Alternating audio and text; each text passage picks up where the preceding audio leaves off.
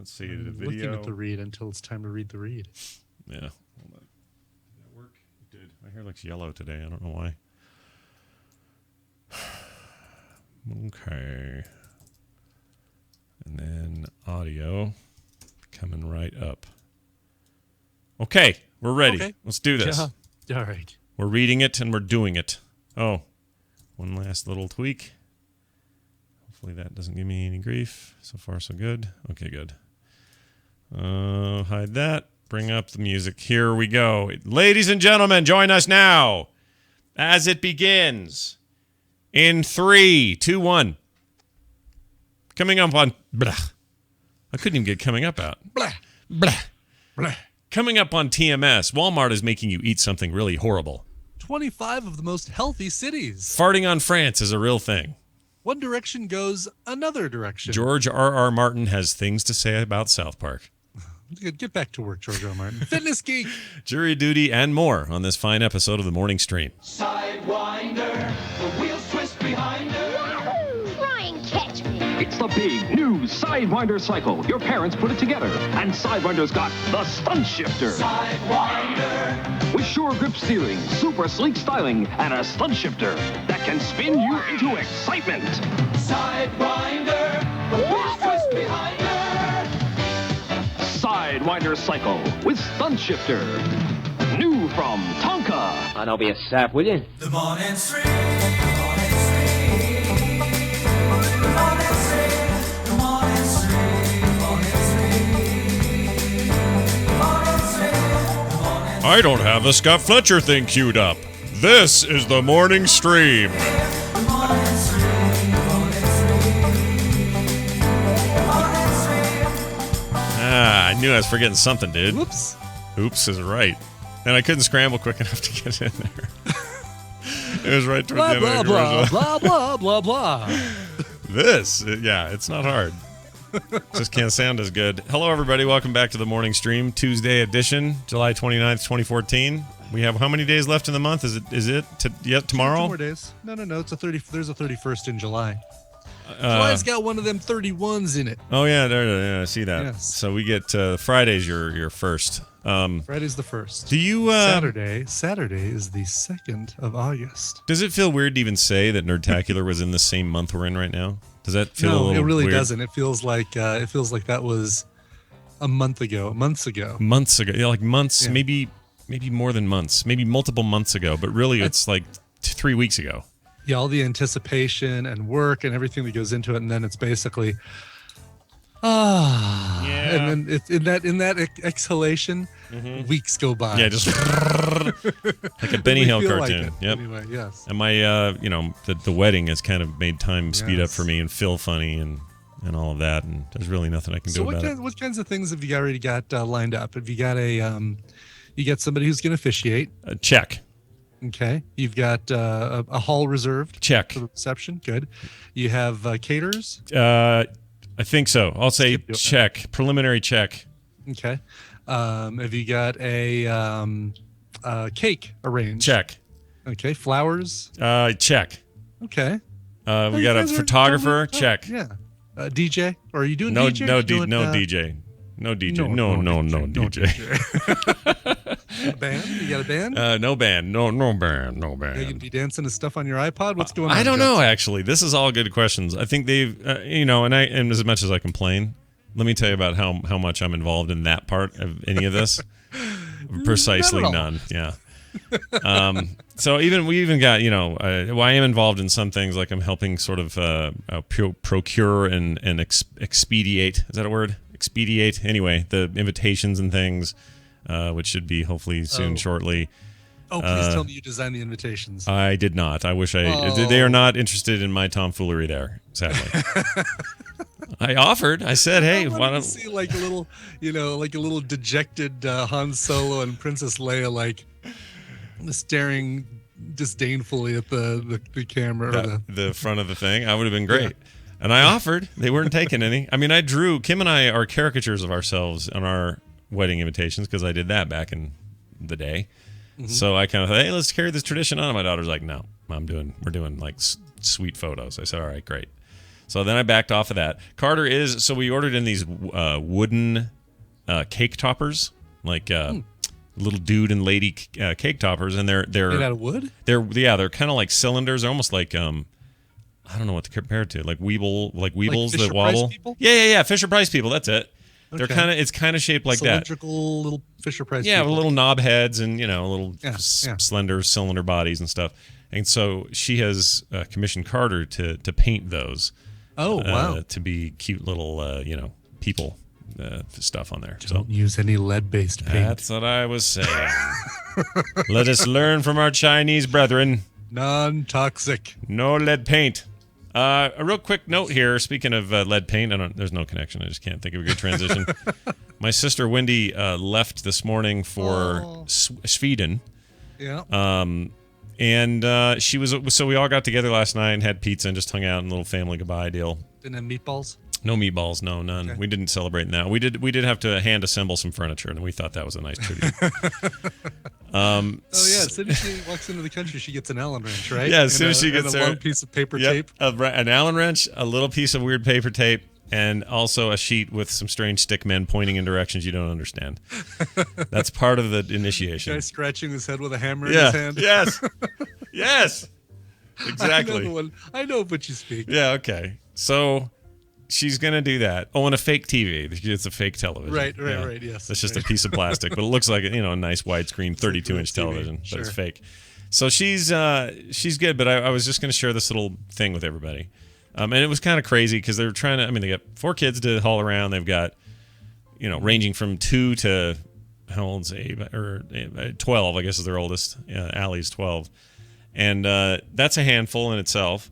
They are literally driving to the airport, and the guy who's dropping them off is taking their car. This is their car they're dropping them off in, and driving that straight down to a place that is selling it, and they already have a buyer for it. So even their car immediately being sold Wow.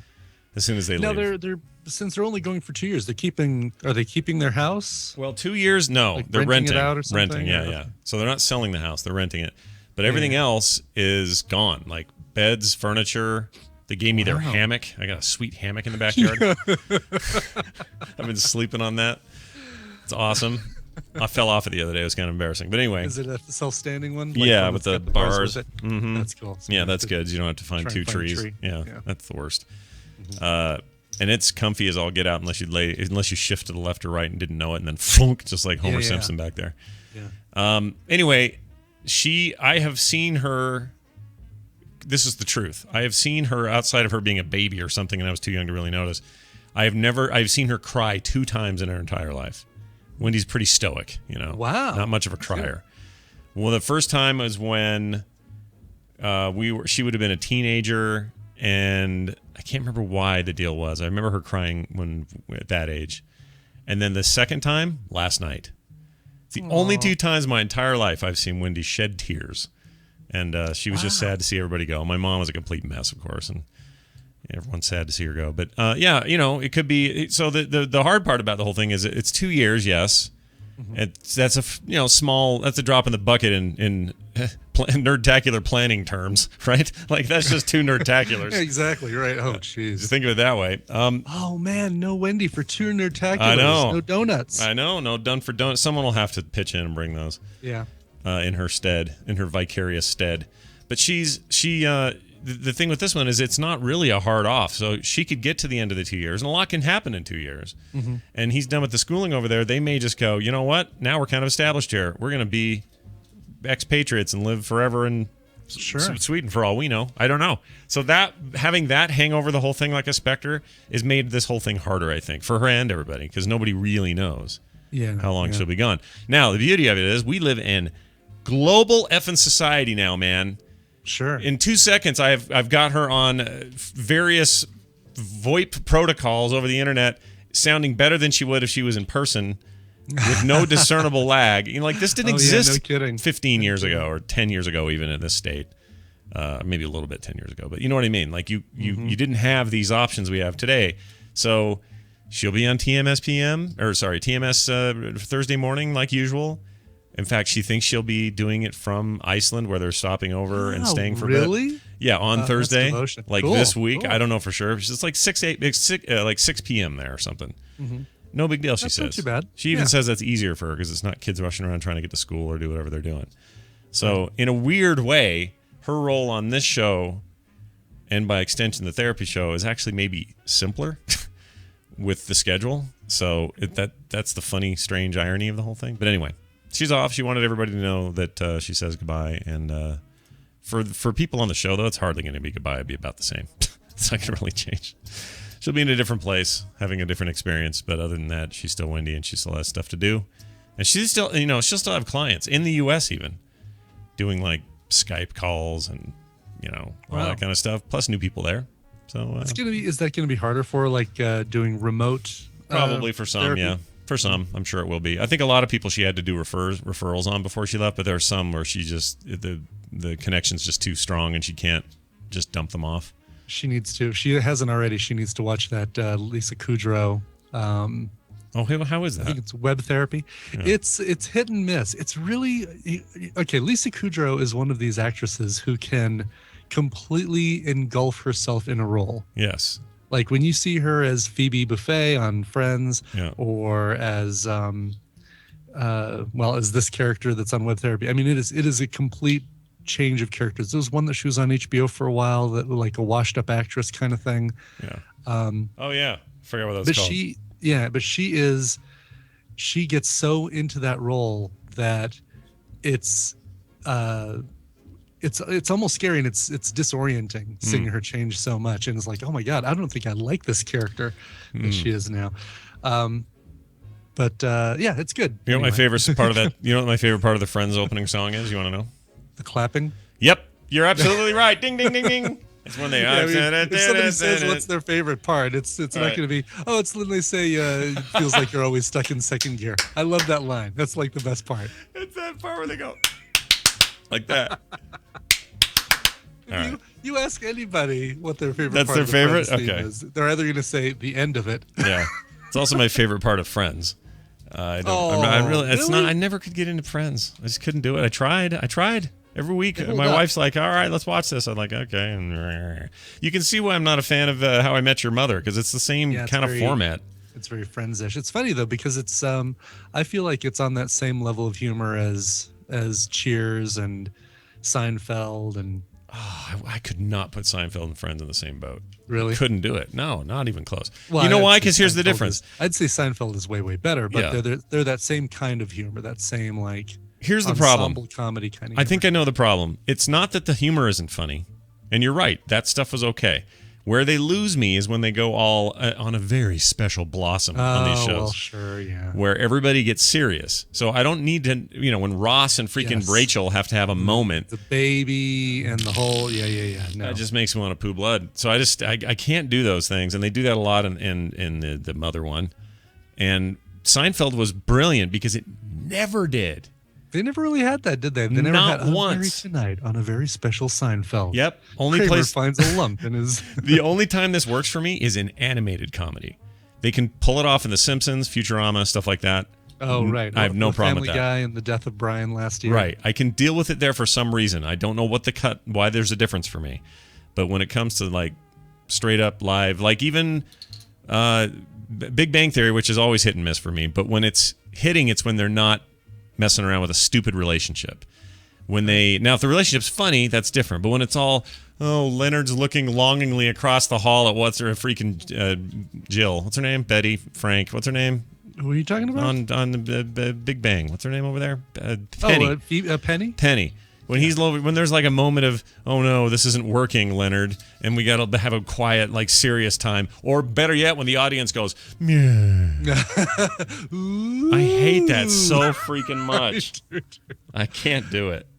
Here's what's funny. I'm watching the chat room, and that's why I kind of got distracted for a second. Oh, wait, hold on. The chat room's distracting? Come on. Yeah, I know. I don't know if I can buy this. Damn distracting bunch of freaks. But there are so many different combinations of hate Seinfeld, love Friends, and How I Met Your Mother. Hate How I Met Your Mother, love Friends and Seinfeld. Hate Friends, love Seinfeld, and How I Met Your Mother. It's like so many different combinations of hate this one, but love these other two, or hate these two, love this one. Sure. It's interesting. Yeah, I'll bet you if I was to put money on it, and people had guns held to their head and they said, look, buddy, You can only listen to or watch one show over and over till the rest of your day. See which one do you pick? They're all picking Friends, Seinfeld. Seinfeld, How I Met Your Mother, F. Kill Mary. Yeah, they're gonna watch Seinfeld.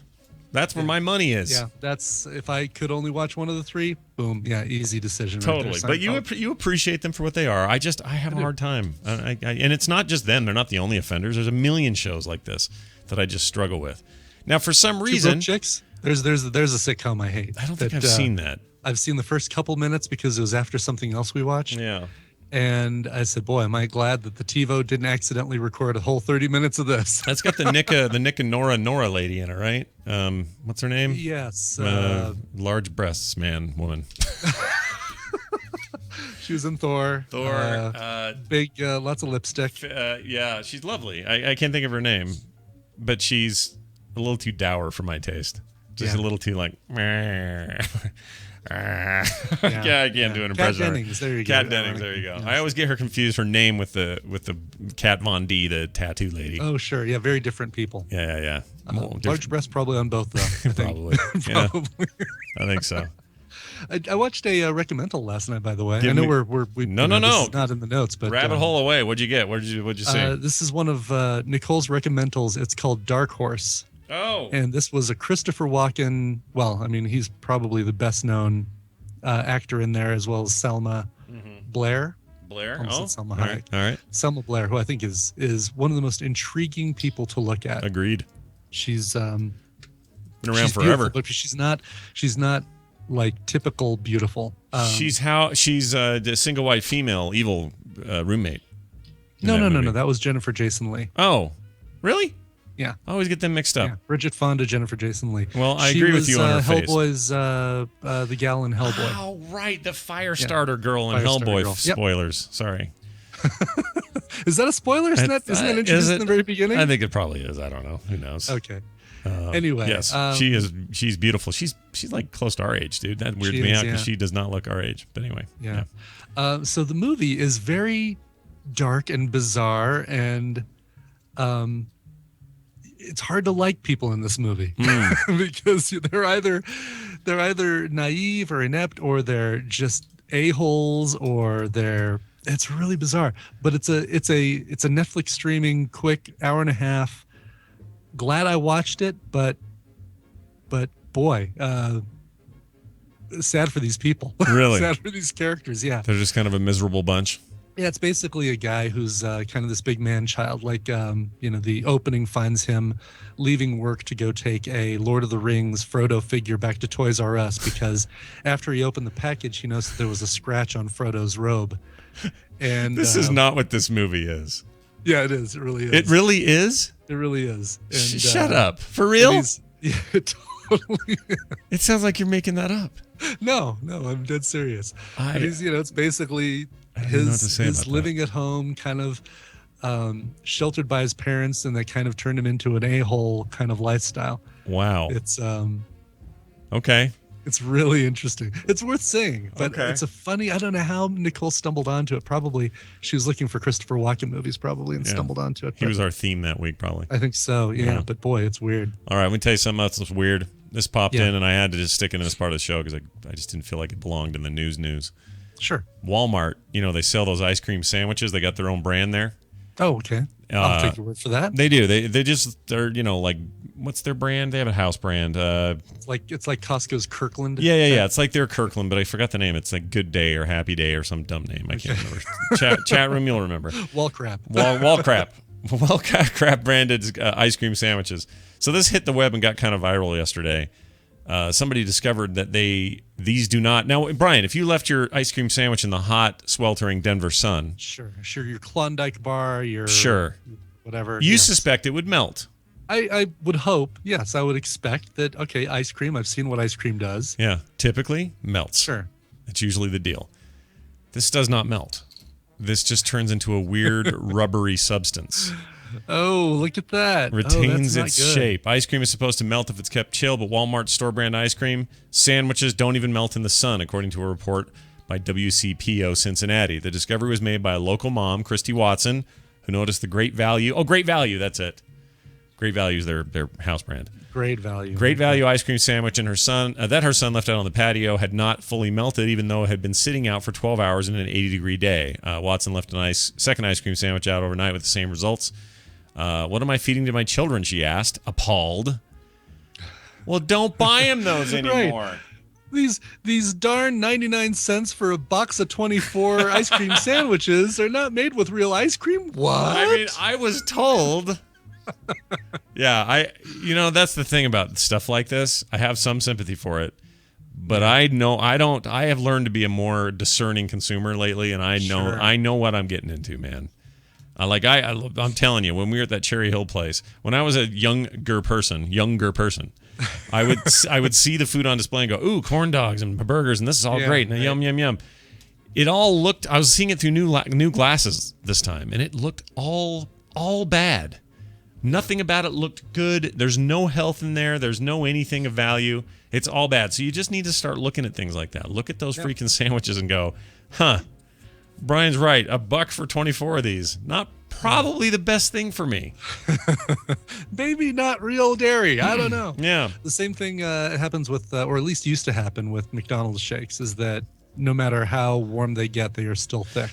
Right. They had that in the same kind of effect, right? Kind of a rubbery foam rubber kind of experience at the end. I don't know if that's still the case, but it certainly was for a while. This could be something like that, like some kind of Phillips 66 experiment gone wrong or good, depending on how you look at it. But that ain't no ice cream. And once again, the best part of any Huffington Post article are the 1,109 comments below it. Yep, that are all in favor and against. And nobody knows how to use punctuation, or they overuse punctuation. Nope. Read labels, people, and avoid food with mysterious ingredients that only a scientist can pronounce. Look, if Jesus came back today, he would shake his head and look at everybody and go, comment sections. That's right. First thing I'm doing is wiping out comments. It's written in the Holy Bible right there in the Exodus. It says something about, and mine hand shall strike down the comments. For your people are full of iniquity and have misused this technology. There's something in there. Read it. Don't spill your seed 50 feet away from camp or whatever. Why do people blab without knowing facts and reading the ingredients in full and educate themselves? Carrageenan is used as an organic thickener in flavored medical grade products. It was once thought to be the greatest thing, but the FDA has been petitioned to remove it for many reasons, including cancer. You can Google. You can go cancer. You can Google. Cancer. You can Google. Cancer. You can Google. Wow. We should read more comments. That is why I did not use this in my products. We should read more comments on the show. Like random YouTube comments. Wouldn't that be fun? Oh my God. Like here, watch this. I'm going to just do a random shot for, let's say, I'm going to just type the word Gaga. All right. So we've looked up Gaga. Oh, here we go. We got her song called Guy, which plays like this. Let me just get a little in here. Okay, there she is laying in the dirt with a Snuggie. Okay, so that's that. And let's just jump down. Here we go. Let's just read a comment. I can't believe Gaga only has 45 mil on her video. She must be embarrassed. This is a flop, it says. I don't call myself a little monster. I'm too old for this shiz. But damn, I love this woman so freaking much. She is such an inspiration and so talented. That's a lot of so's. Couldn't put one more so in there? Did you push it over the edge? And she has the hottest legs and ass. I just love her. I don't give a damn if she's not slaying the charts. The quality is what matters. And her ass and legs. Douche. Apparently is also what matters. What a douche. Oh, great. Check this out.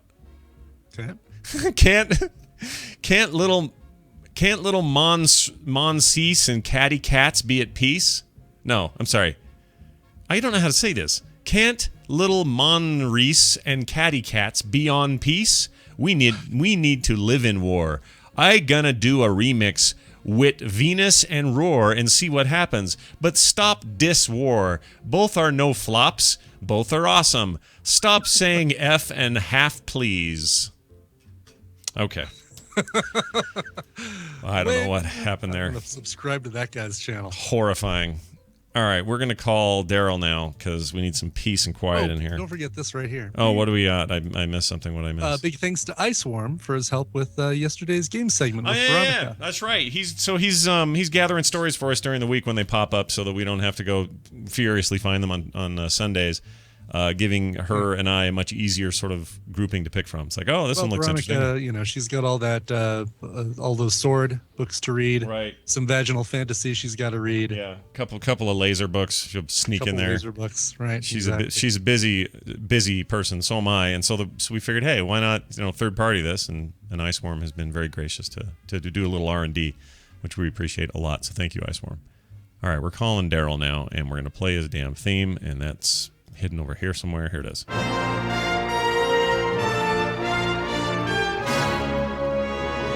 Ladies and gentlemen, join us now for Stump a Trek Nerd, which is brought to you by Lantern Forge, a sandbox survival PC game with building, crafting, and RPG elements. Mine and forage for resources to build a home, plant crops, and craft weapons and armor. Then, venture out to explore the wilderness, find hidden dungeons and temples, fight unique monsters, and collect the treasures they guard. Support a small indie game studio's first Steam Marketplace release by checking out Lantern Forge. That's Lantern Forge. That sounds all right. It does sounds cool. Yeah. Daryl Skeels is on the line. Hello, Daryl. Mm-hmm. Hello. How are you? I'm good. Oh, that's and lovely. I'll never hear the end of the catty cat quote thing because of lag. Okay. Oh, darn. That's too it's bad. all right. You didn't miss much. You missed nothing. Go back and download the podcast. Yeah. Yeah, I'll Or do go- all that for no reason. Or just go read YouTube for no good reason. Daryl's the Trek nerd. He comes on the show, does Star Trek trivia questions about either old Star Trek or Next Generation stuff. Usually no movies or other series, but occasionally we sneak one of those in there. And he tries to answer. We've been doing this since the beginning, and here we go. In the Next Generation episode, so we're in Next Gen here, TNG. Cupid is the episode. Episode. Gosh, I wonder who's in that episode. That's a real good question. Q, I think he might be, transports the Enterprise crew to the world of Robin Hood. Oh, man. Lest we forget. Picard becomes Robin Hood, and his crew becomes his merry men. I prefer to call them Robin Hood's homies, says Mike. Boy, that one's a stretch. Merry man. What member of the Merry Men does Worf play in this episode? Speaking of Worf, is it A, David of Doncaster, B, Will Scarlet, C, Alan Adale, or D, Arthur Ablade? A bland. A bland. What'd I say? A blade? A bland. A blade. Two Yeah. blades. Arthur Abland. While Daryl thinks on that, we're gonna eat another weird Oreo Are you hungry? Aren't you hungry? What's a foodie? from Mary Heidelberg. This was the one that I'd been anticipating the most out of the three flavors. Out of the fruit punch, the limeade, and the peanut butter cup. This is the one that I've been All right, peanut butter cup. These are eagerly Reese's. looking at. Are Yeah. Reese's? Is Reese's a Nestle joint, or do they have to? Nabisco, you mean? Or that's what I meant. Yeah. Or I don't thought know. they were Nestle. Is what I guess I'm getting at. Oh, I see what you're saying. So I wonder I'll if tell it you. was a joint effort or something. A joint effort should be the name of a comeback movie with Cheech and Chong in it, shouldn't it be? A joint effort. Or it should be, yeah, right, there you go. Or something that us, Denver, and Seattle does. Yes, together. yes. Oh my gosh. Hershey's makes Reese's peanut butter cups. Oh, okay. So Hershey's and Nabisco. I wonder if they're subsidiaries They're of just each playing other. together. Okay, playing nice. All right. Playing nice. This is like the amalgam universe. So I got to ask this question about this. What was I going to ask? I just forgot. Oh, sorry, the Cheech and Chong thing. This is a good time for them to do a movie because pot is literally legal now in 2 states in the union. Right. They could have real fun with that. Like that's a basis for a script for They could them actually being probably old. film Yeah. in Denver or in Seattle and not have to use fake props or fake clove cigarettes or something. Right? Correct. And they could just do, I mean, I just feel like it's an opportunity to bring them back and they'd be old, washed up stoners living in an age where suddenly it's legal in 2 states. Like, But would that kill the funny? You know, the fact that it's not taboo, at least in a couple cities or a couple states. It's Maybe. perfectly acceptable. but maybe that's the concept that it's going to kill their vibe. They can't live when it's Cheech and Chong legal. road trip. Yeah. Exactly. I don't know. There's something there. Think about that, Hollywood. They have to cross the forbidden zones between the two states. That's right. That's right. Were they LA based? They were L.A. I think, weren't they? I know that Cheech's song, the the Born in East LA thing. It was also a movie, wasn't it? Mm-hmm. Yeah, not a very good one. There was. That's right. I forgot. Oh, film sack that, baby. Yeah, I heard it was not heard. I saw it, and I remember thinking it was like not very good, and it was sad because it seemed like it was Cheech trying to bounce out on his own, and it didn't work very well. But then he did lots of other cool stuff. He just, he couldn't be leading man forever. I mean, let's not get crazy. This looks really good. Now, my Oreo that I pulled out of here is wrong though. I don't know if you guys ever get this, or I don't know what it portends. Incorrect Oreo. Yeah, so the top is the pattern and the outside Oreo, and then the bottom flip over the little flipped manhole over. cover? Yeah. So I've got a bottom, or I have a middle where the bottom should be. Now I don't know what that means, what that says. If that's what do you call it? It's some kind of a Tommy knocker, or what that portends about my future. Sure. I don't know. Oh, I see what you're saying. By the way, there is a new Cheech and Chong movie in the works Oh gosh, as of March 24th, 2014. tell me it has to do with what I said. Let's see. The classic stoner comedy duo hooked up with Chandaskar, thanks to Marin. Should be the first Cheech and Chong movie since Still Smoking in 1983. 83 was the last one. It's the guy who did Super Troopers, Club Dread, and Beer Fest. So the lizards, Broken Lizards. Oh, the Broken Lizards guys. Yeah. Super Troopers is good. Those other ones are terrible.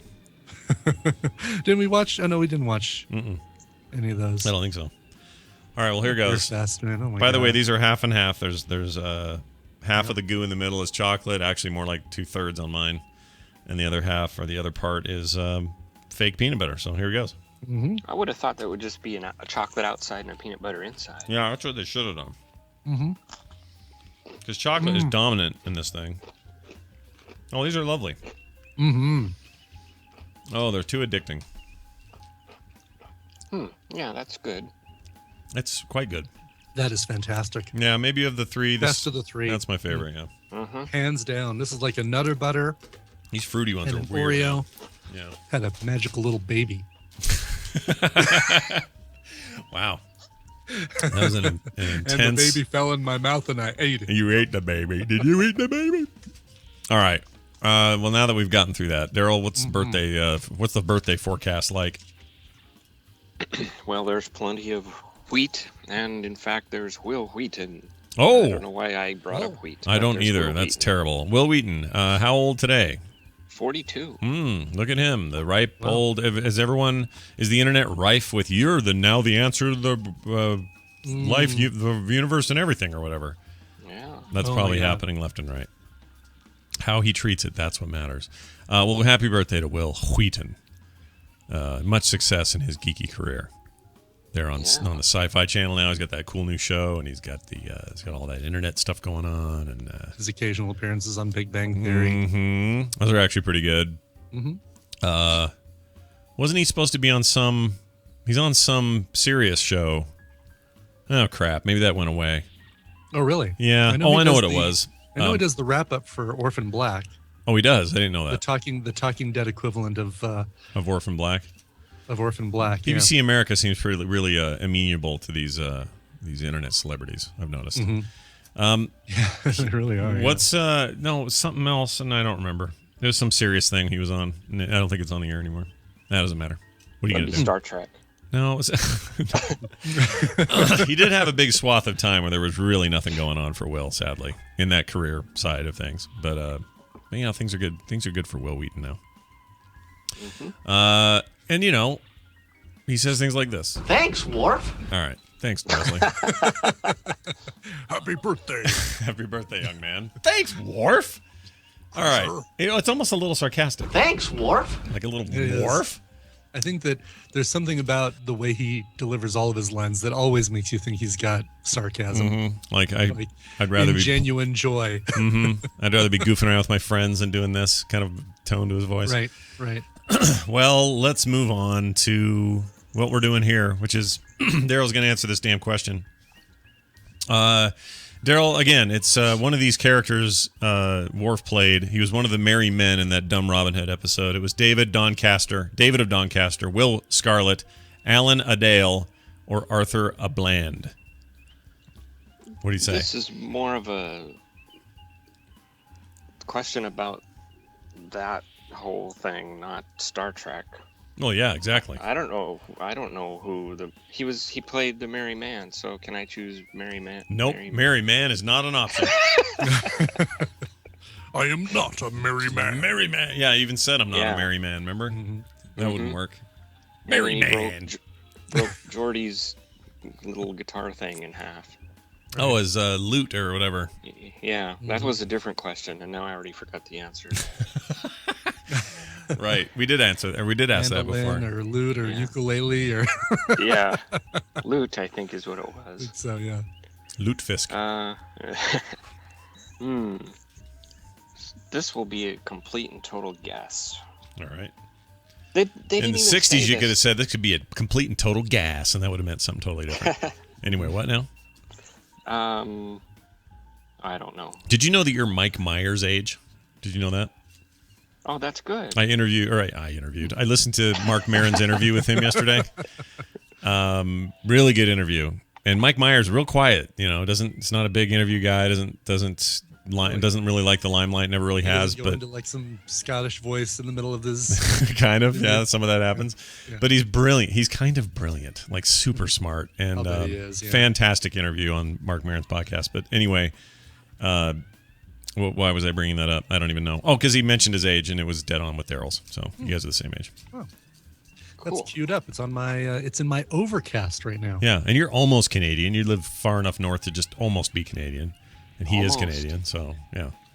No, that is Brian. You'll love that episode. It's really, really good. Cool. Yeah, I got excited when I saw it because I already kind of have a lot of sort of comedian crush on him anyway, and just to kind of hear his origins and how he got into SNL and all that stuff is really fascinating. And he's a really interesting guy and a super cool dad, and just he's cool. He's everything you think he probably is. Wow. And, cool. Okay. and more. Yeah. I'm checking, make sure I've got it. Yes, I do. Also, you still using Overcast, or have you tried using it? I've it's funny. I've accidentally switched over. Well, not accidentally, because obviously it pulled all my feeds from Downcast. Yeah. So I still have feeds being downloaded in Downcast and Overcast. So I'm still catching up on the things I haven't listened to. Oh, gotcha. Because you Downcast. had old Downcast stuff already downloaded or Right. whatever. But as soon as it downloads some new episodes like this one in Overcast, I'm going to switch to using that. Yeah, I really I've like turned it. off. I have come to love it, actually. Cool. Yeah, and this is not a ding against Downcast. I think it just ups the game. I think Mm-hmm. it's just that much of an improvement, and was totally worth the $5 to unlock all the features. No brainer for me. All right, Daryl. Sorry, back to the damn deal here. Which one of these do you think it is?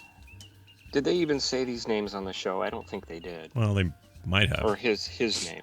They might have. Sure, of Well, course yeah, they I think would. they had to. I think they had to, or else we wouldn't have an answer to this. Well, I guess Don't that's call true. me Yeah, don't while I'm doing a show. Don't call me, maybe. Hey, I just ignored you. Yep. That's exactly what I did. You went to voicemail. Okay. Yeah, I'm going to say... I still kind of like that wait. song. I'm not gonna lie. Maybe I should go through these and have some kind of logic instead of just picking some stupid random thing. I agree. We like it Okay, when what you are do that. they again? David of Doncaster. I keep wanting to say David O. Russell for some reason. David of Doncaster. With No, American because Hustle. Yeah, that sounds like Downcast. yeah, you don't want that. B. Will Scarlett. Will Scarlett. Okay. That's like Will Wheaton. Yeah, it is a little like Will Or Wheaton. Will Riker. C. Alan Adale. No, because that's like Adele Dazeem. Uh-huh. And then D. Arthur A. Bland. Wow. That's a bland name. Yeah. So I think that's why they called him that, right? no, I haven't gotten anywhere with this. So Okay. I'll just pick D, which is what I was going to do in the first You're place. gonna do which Arthur is A. Bland? Probably wrong, and I Arthur should just A. hang up Bland. right now. Well, let's find out. Judges, is it D? Oh. It is Will Scarlett. He plays Will Scarlett and is not pleased. He smashes Geordie's mandolin. Here's a clip of Worf's displeasure with Q's name. Sir, I protest. I am not a merry man. On the contrary, Lieutenant Worf, Your clothing identifies you with the character of Will Scarlet, just as Geordie's mandolin identifies him as Alan Adale. And you, Mr. Data, bear a striking resemblance to Friar Tuck. I will not play the fool for Q's amusement. Yeah, no, he won't. He's Worf, damn it. Oh, Not in these episodes ever again. Thanks, Worf. All right. Thanks, buddy. Daryl, good job. That's 2 down. This right? Wait, hold on. Did you do it yesterday or did you get it? Oh, you got it yesterday. So you're 50-50. That's fine. Mm-hmm. People have come back from less. I mean, look how close the U.S. came to a World Cup victory. You're doing better than Denver did in the Super Bowl. How's that? Look at that.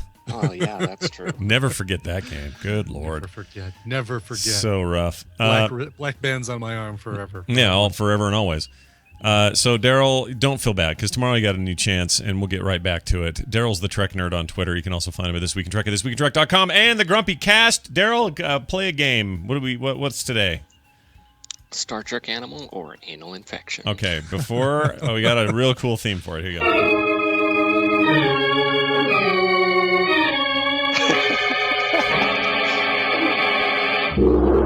That's my favorite part. Wow. A gong at the end, dude. How many times you get that? Okay. Go. Anal disease or Star Trek horse? What was it?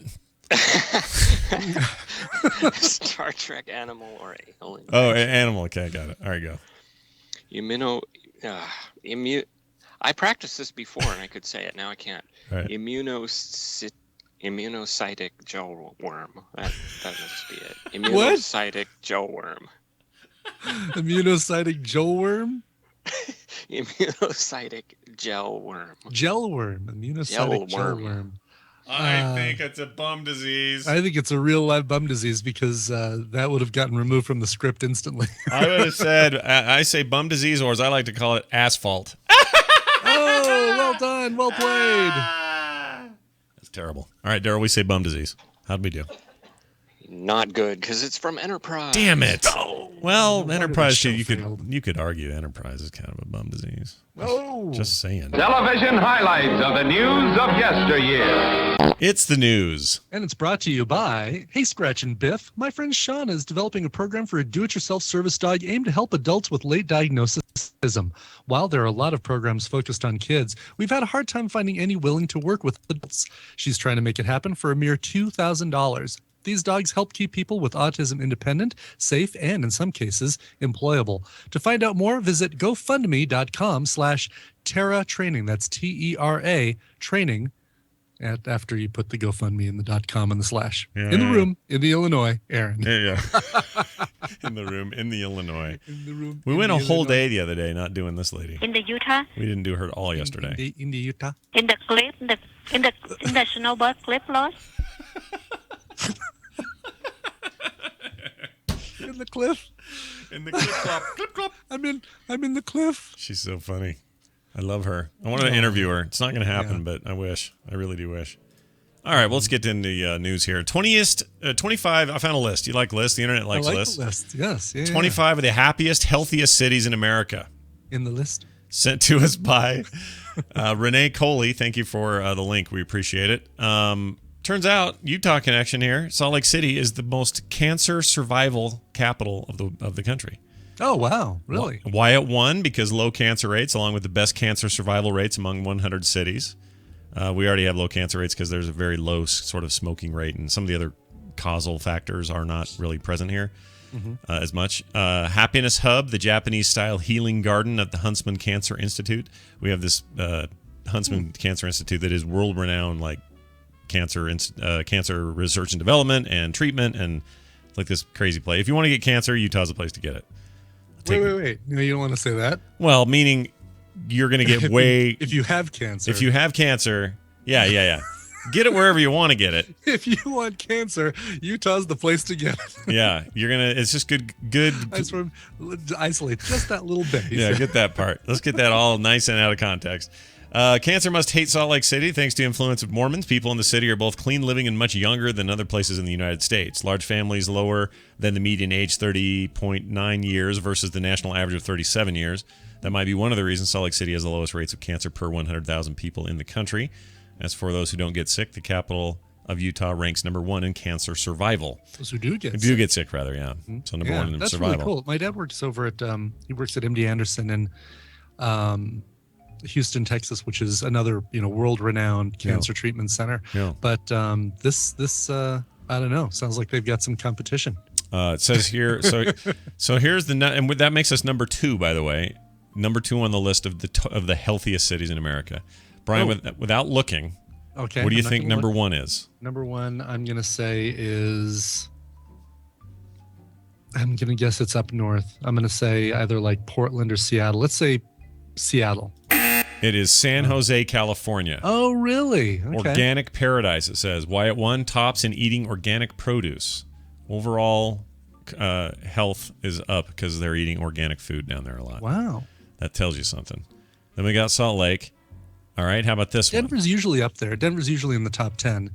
Yeah, they're in here well, I'll tell you where I found them. So 3rd is Minneapolis. They say they have the healthiest hearts. They have the top scores in health, heart health. Mm-hmm. It's because of all that Prince music. Yeah, right. That's what does it. Yeah. The focused on fitness capital of the world is Anaheim, California. Oh, wow. Happiest place on earth. Used to be Boulder, Colorado. Oh, did it? Yep. Oh, weird. I'm actually, what's funny about this? They're showing an image from the top of the convention center down toward the Hilton. At Anaheim? That's usually covered in nerds for BlizzCon. That's great. Right. Oh, I can't wait for that. I'm so excited about going there. Yeah. I told you Tristan's going with me this No, I year. didn't know that. That's great. Yes. We were going to bring the kids, but we didn't think we could work out the whole school thing. I don't know. I'd love to bring them. Boy. Top scores and access to fitness facilities. Residents maintain healthy weights, so they're very focused on fitness in Anaheim. Workout land is considered San Diego. They have very active residents. Sure. Let's see. This one will surprise you. Regular church attendance, which they say actually adds up to better health. Where do you suppose this south is? Somewhere, like Atlanta or I don't know, Biloxi or Incorrect. Nope. Fargo, North Dakota. Really? Yeah. Also north. Wow. Isn't that weird? Mm-hmm. It's really weird. I'm going to skip ahead to the the Denver listing because they only have you in 15 top towns. So you were not listed as one of the main. You are in the kind of roundup. Yeah, they're honorable mentions. Colorado Springs, very active, low diabetes rates, healthy blood pressure. Denver, healthy BMIs, low cancer rates. Sometimes some people have suggested that higher altitude is better for cancer rates. I've heard that somewhere. Oh, interesting. Okay. Aurora, Colorado, highest overall health, a combination of low diabetes, cancer, and heart rates or heart disease rates, as well as healthy BMIs, plenty of access to green space in Aurora. Really? That's wow. what it says. Okay. Let's see if there's anything surprises me. Does it surprise you a little bit? It does, yeah. Let's Aurora's see. a little on the, I don't know. It's usually where Cops is filmed. Yeah, so that's what surprises me. That is trouble. Is it really? Yeah. Oh, I didn't know that. Yeah. I love that show. All these years later, I still love it. When you watch when it says Cops in Colorado, filmed on location in Aurora, Colorado, because that's where it usually happens. Yeah, that's where bad stuff's going down. And in the news, also, a British inventor has created a giant butt, and he's created it to fart on France. Thanks, Iceworm, for this one. Awesome. Nice. An eccentric British inventor has realized his dream of firing a fart gun from a massive butt model towards France. Colin Furs was, apparently determined to make something loud enough so that French could hear it from England. The countries are around 22 miles apart from where the fart gun was fired in Dover, southern England. The farts of Dover, you know the old song. Hell yes, the white farts of Dover. Yes. Furtz, the guy's name is Furs, but I want to say Furtz.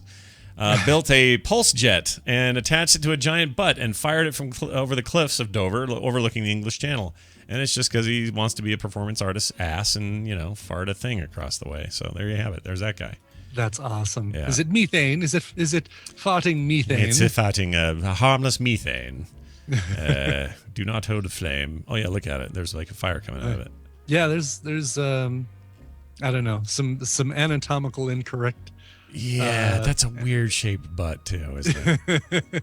And it's less the butt for me that I don't find as egregious. I find the whole thing a little egregious. Yeah. There's that. HelloFresh.com sponsoring today's program. HelloFresh.com making cooking fun again. Every week their chefs create delicious recipes. You pick what you like from the website. They send you the exact farm fresh ingredients straight to your door. I'm here to save you some money. 50% off for first-time customers using the code MorningStream. All one word, MorningStream. Use that at HelloFresh.com today. I can promise you, you'll like what you get. Chairman J. Parnell Thomas of New Jersey opens an inquiry into possible communist penetration of the Hollywood film industry. It's Celebrity Poop, brought to you by... Hello, Frog Pantsers. Would you like to watch a very entertaining person live stream random video games? So entertaining, your mind will melt and ooze out of your ear holes because of how entertained you are. Okay, maybe she's not that entertaining, or maybe she is. I'll let you decide. Her name is Cryosphered on Twitch, and she is streaming and entertaining all while helping children in need. Donate to St. Jude's on Cryo's behalf with Frog Pants and your contact email address written in the message field of the donation form. You will then be entered for a chance to win any video game of your choice for any current video game system, PC, Mac, or Steam, shipping included. The winner will be picked randomly on Friday, August 15th. To donate, go to the St. Jude's Play Live webpage, then select Find a Gamer and search for Cryosphere. Perfect. Yeah. That's Wasn't pretty too cool. long at all. No. Well, it was good. much longer before, but I had to cut it down. Oh, you cut it down. Wow. Yeah, it was already huge. But it's a good thing. It's a good thing.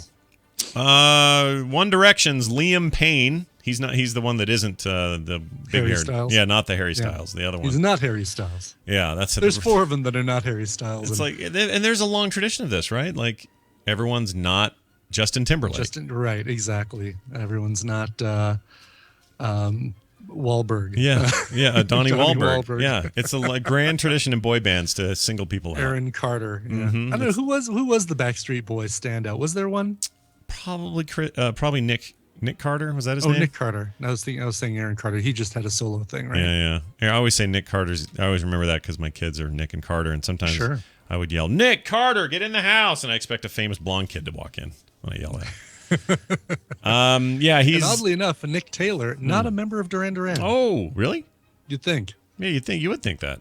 Yeah, there's Nick Rhodes and a bunch of Taylors, but no Nick Taylor. Oh, all right. That sounded. If you'd have It trivia'd sounds like- me, I yeah. would have said it was right, and I would have Sure. lost. I would have lost that bar trivia. One Direction's Liam Payne goes full frontal on Instagram. Oh, that means showing his wiener. Sure. We all know how seriously boy band fans take the objects of their affections. So when One Directioner Liam Payne posted what appeared to be a photo of him fully nude on Instagram, the girls, they went wild. I don't know why I said bomb. I don't know what that was about. Probably because photobomb or something. Anyway, but there was a catch. I think that should say crotch. There was a crotch. The photo of him standing on a boat was pixelated at the crotch, leading some fans to create the "We're all doomed" hashtag uncensor it Liam in protest. Okay, that went on. Joke is on the fans, though. Turns out, hours later, Payne released the original photo, proving that he was just in swim trunks all along, and they pixelated it just for fun. How cheeky. Oh, you're so cheeky. You took the piss out of us, is what you did. Liam, come over here. Look what they've done with your wiener. You're having a laugh, aren't you? You're having a laugh. You're They all thought your John Thomas was out. Is that what they call it? John Thomas? Yeah, I think that's right, yes. Yeah. Those guys. One Direction. When are we done with that exactly? I know my niece is done. I talked to her last night. She's 14. 14 minutes and 59 seconds. Is Oh, where yeah. we're at. Good point. I asked her, I said, how you feeling about the One Direction there? And she goes, I'm so over that band. I'm like, yeah, that's how this goes. Yeah. Got to move on to 5 Seconds of Summer. They're the new hotness. Yeah, right? According to the Today Show. Who are they anyway? Is that a band? Is that a boy band? Yeah, it's a band. It's a boy band. 5 Seconds of 5 Summer? Seconds of Summer. I don't like that name. I really don't. Sorry. It's okay. I'm not 13. I'm not the age group they're aiming for. Right, exactly. It's an Australian pop punk and pop rock band. I'm sure they're pop punk. Oh, yeah, dude. Formed in Sydney in 2011, the band consists of Luke Hemmings, Michael Clifford, Caleb Hood, and Ashton Irwin. Oh, my. And how old are these boys? I'm sure they're all like 28. So here's their big hit. She looks so perfect. All right, so just I a like taste. it better when you said she looks like soap. Yes. Oh gosh. Ooh, they're really sticking it to the man with that punk sound. You know, that's terrible. That's really awful. Who's listening to that? They're cute young men. I mean, you know. Sure. I'm no judge of that, really, but they seem attractive young men. George R.R. Martin. George R.R. Martin. You know, the Game of Thrones guy. Would he have done that if there wasn't a J.R.R. Tolkien? Probably not. R.R. He was He was Brian clearly. R. Ibbett. I feel like there's some unwritten thing that says if you really want to be a pretender to the fantasy novel throne, you have to put a couple R's or a couple initials in your name. Right, exactly. Yes. Tom Clancy. I mean, what would J.K. Rowling. Yeah, J.K. But Tom Clancy could have been Tom P.P. Clancy. T.J. Clancy. Yeah, T.J. Clancy. This sounds like a bad cop show in the 70s. Well, it's T.J. Hooker. That's why. Anyway, George R.R. Martin says South Park got one major thing wrong. So they did the South Park episode. Did this great satire of Game of Thrones. I haven't seen this yet. Awesome, cool. I can't wait to see So that. he is known, or he says that they got something dead wrong. Martin, who was depicted in 3 episodes in the Comedy Central series last year, told Clever News that when South Park poked fun at all the nudity in Game of Thrones, they picked the wrong part for the anatomy for his character to be obsessed with. And it turns out that Martin's true obsession would likely make the chorus of Wiener's song sound very different. Meaning, I guess, is it the Wiener he's all into? I guess we're saying that George R.R. Martin is obsessed with the Wiener in Game of Thrones. I guess. Does he? Maybe this video You here. got to clarify in Game of Thrones. Let's see what this video is. Hi there. How are you? So nice to meet you. Good night to be here. Wow, we are here with the man behind Game of Thrones, George R.R. Martin. Wow. Okay, I can't do the red carpet lady. I can't do Is them. that, I know who that is by her voice, yes. Yeah. She's on E! News, right? Yeah. Is that who that is? I mean, she's attractive, I You're guess. really walking the carpet right now. I'm afraid I am, yes. And it's red. You're and really everything. walking the carpet. I'm a super nerd. I do not belong among you people. This is not my natural habitat at all. Anyway, there's that. Okay. I guess that's it. He's obsessed with wieners, I guess. I guess that's the point. The bottom line of that story is he's obsessed with wieners. I'm obsessed with good audio quality. Where do I go when I want that? I go to tweakedaudio.com. I go to Tweaked Audio and I pick from a huge selection of possibilities and I say to myself, these are going to sound good in my ears. How do I know that? Because they're designed to sound great with music and talk. They're engineered for durability, noise reduction, and compatibility. Lifetime warranty on all of it. That's the beauty. They took care of me when mine smacked another guy's wiener in a urinal one time. Long story. You'd have to go back to the shows and listen. Tweakedaudio.com is the place. And if you want that lifetime warranty and 33% off, use the code STREAM at checkout and you'll get it.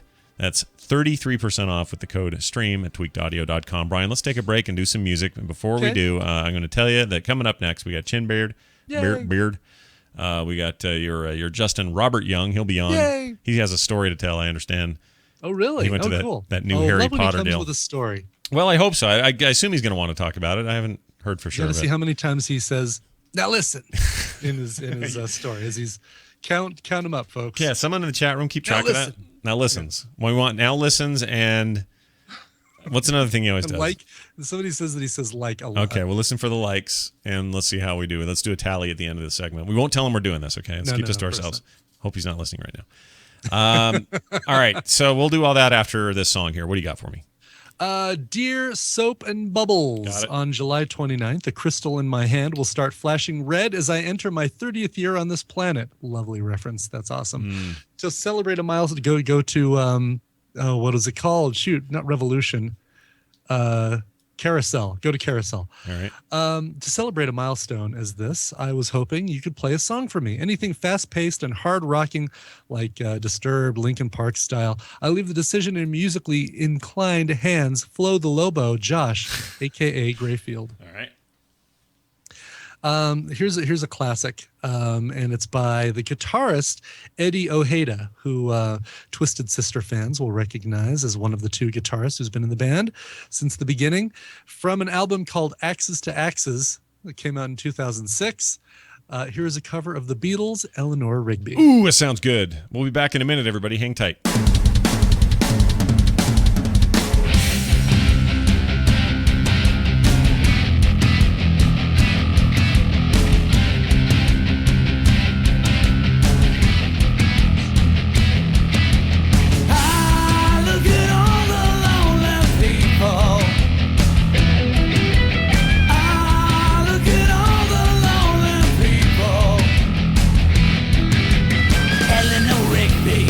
Up a rice in the church where a wedding has been. Lives in a dream, waits at the window, wearing the face that she keeps in a jar by the door. Who is it for? All the lonely people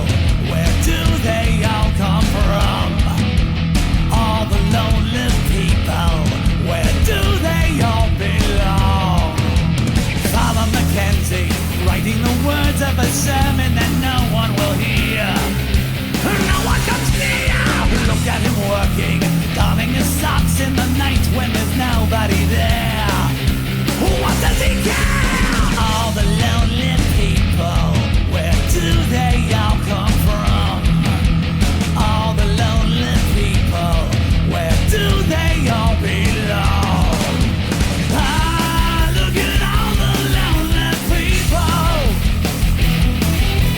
Ah, look at all the lonely people. Yeah. Well, and the Rigby died in the church and was buried along with her name. Nobody came. Father Mackenzie wiping the dead from his hands as he walks from the grave. No one was saved. All the lonely people, where did they all come from? All the lonely people, where did they all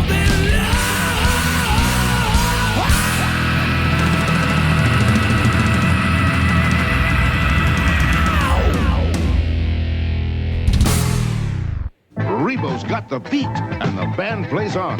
You can relive it all with Kenner's Star Wars Return of the Jedi Collection. Introducing Cy Snoodles and the Rebo Band. Jabba the Hutt action playset sold separately. Play it again, Cy. Starring Cy Snoodles, Droopy McCool on clarinet, Max Rebo on organ. Ribbit, Rebo. Dance, Droopy. It's your last solo, Snoodles. Whoa. New Cy Snoodles and the Rebo Band. Jabba the Hutt action playset sold separately from Kenner's Star Wars Return of the Jedi Collection. Chicken shit money.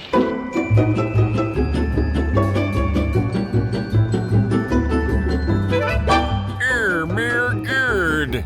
This is the morning stream.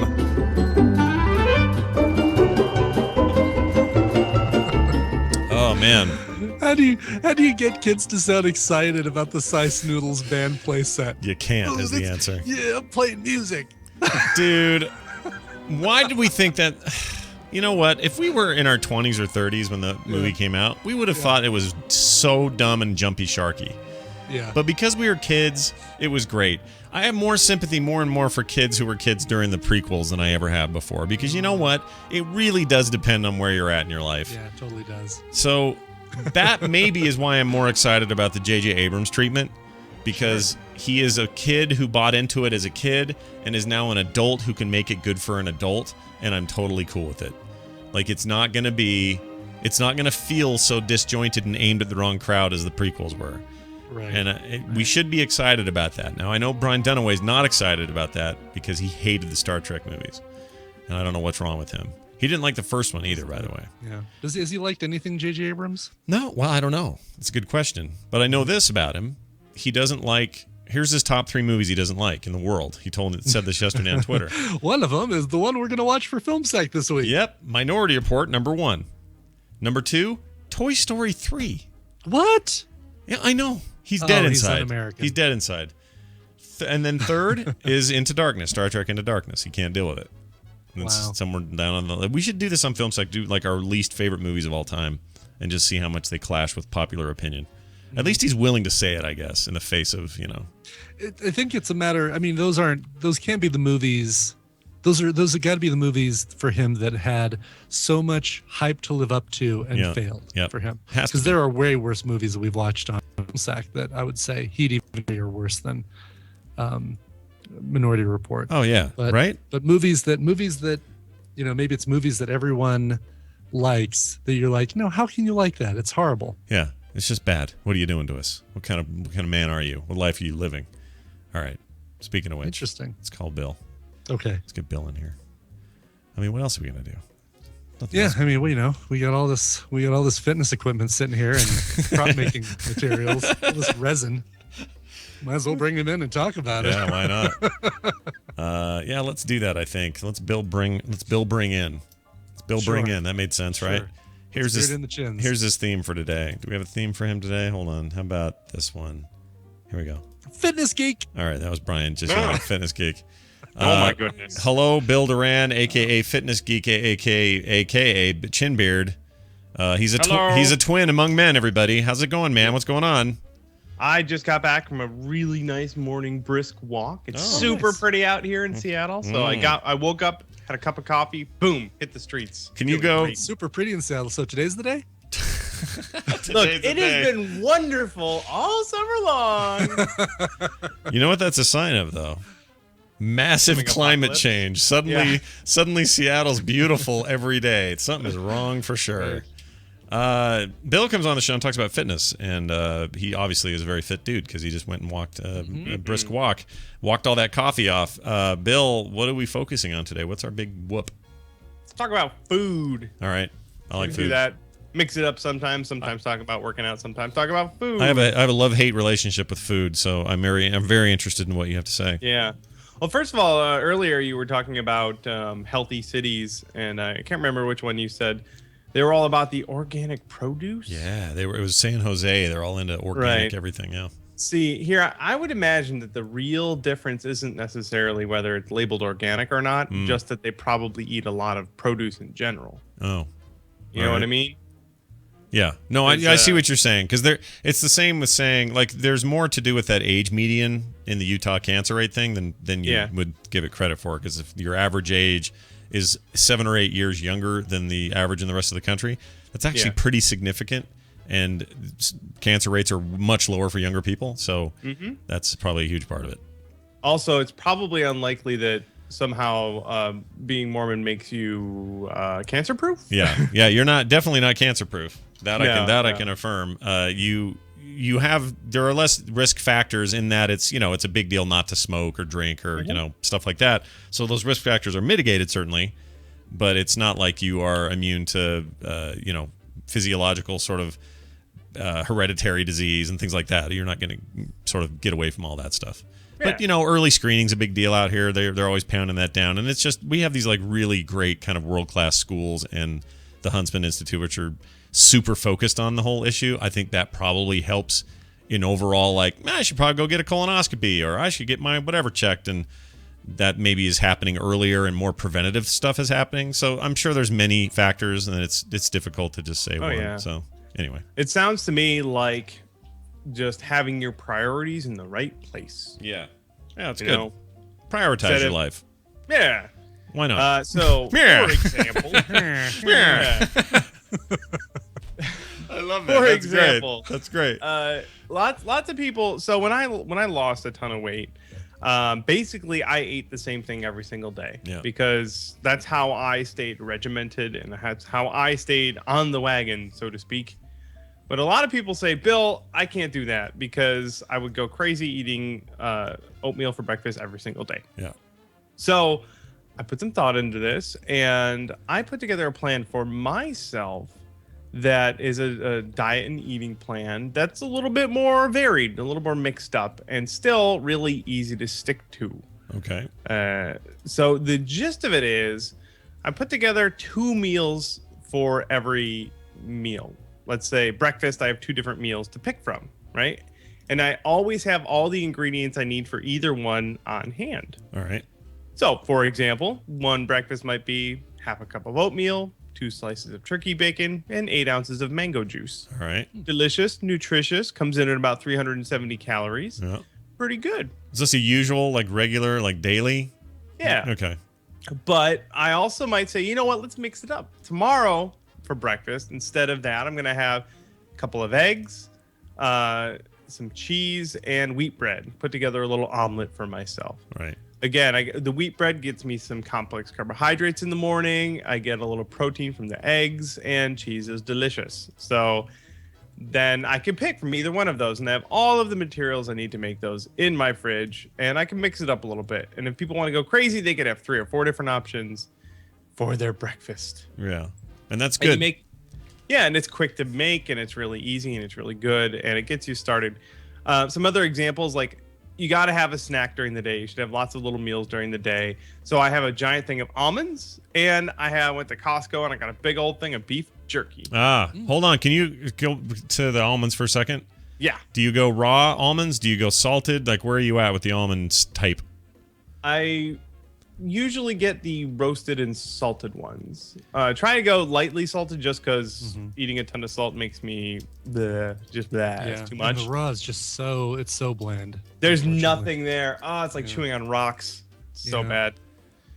But yeah, so then I can pick between either one of those during the day, so that I'm like, today I'm feeling jerky. I'm gonna have some jerky.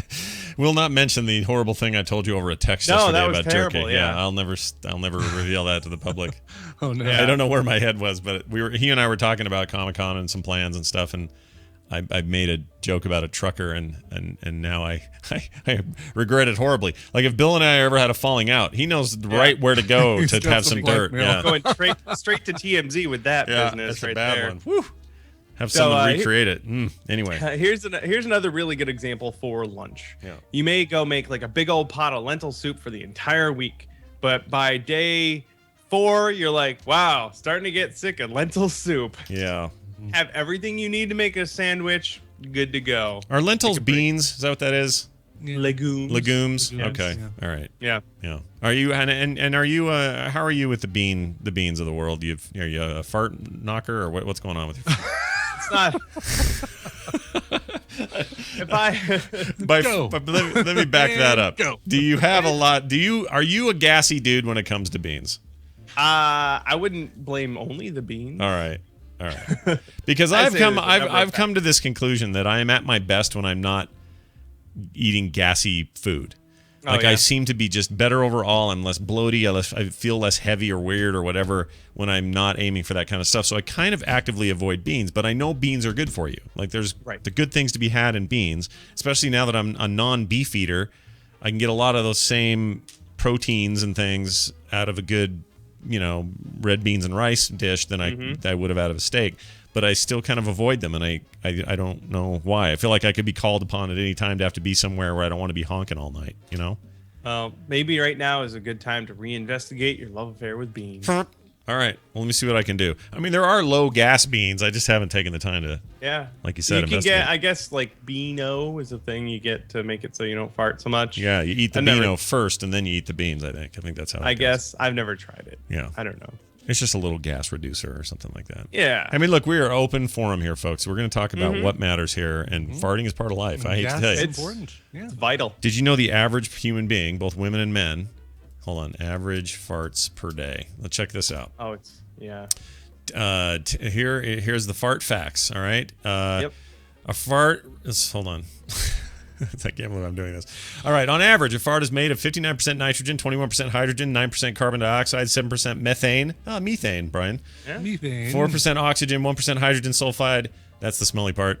And 100% original fart. The fart is produced by E. coli. So you have E. coli bacteria that's non-harmful in your bum that produces the fart. Fart has reached the speed of up to 10 feet per second. That's the speed of expulsion. And here's the most important part. Two things. Well, men and women fart equally. All right. And then one person can produce, and this is on average, produce 0.5 liters of farts per day.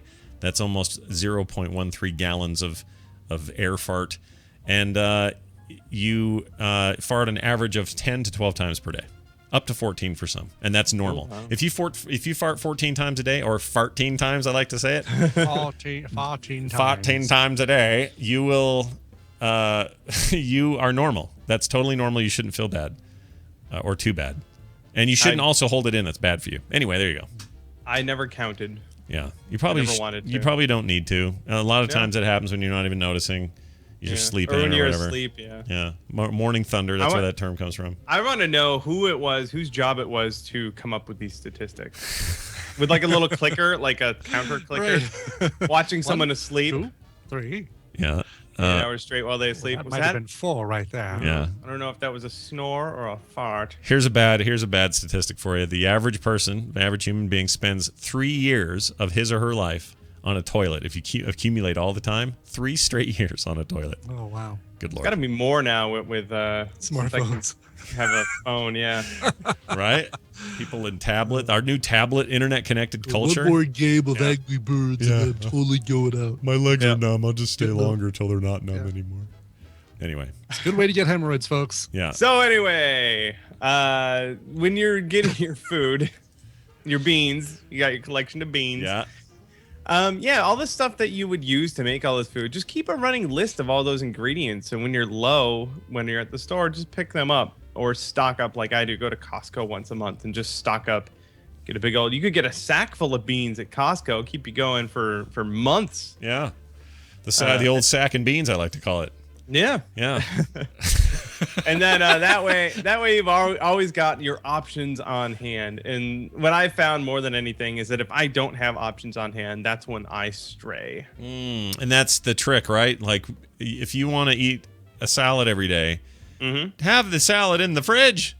You know, this is a problem I run into because I want to eat healthier and I'm always trying to have things around that I should have. If you're, just kind of winging it and your wife's gone because she's the only one that really knows how to cook around here or whatever, you're kind of screwed if you look in the fridge and all you got is, a handful of grapes and half a chocolate bar left or something. Right. That's a bad meal. Or if you run out of one thing. So if you're like, I'll make a salad. This is going to be great. Right. Oh, no lettuce? No. Well, I guess I'm just going to eat cheese by the slice. Dip them in gravy. Yeah. Yep. It takes so little to push you off of the wagon. Yeah. All right. So make Look sure for you stay any stocked excuse up. to say, Yeah. all right, well, can't do that today. I tried. Yeah. I get half marks today. I tried. Stay on the wagon, folks. That's all we're saying. Yes. Bill is it's always good to have you on, dude, and I'm glad you're continuing to be healthy because come September he'll be rolling into Salt Lake City and we'll be attending the Salt Lake City Comic-Con together.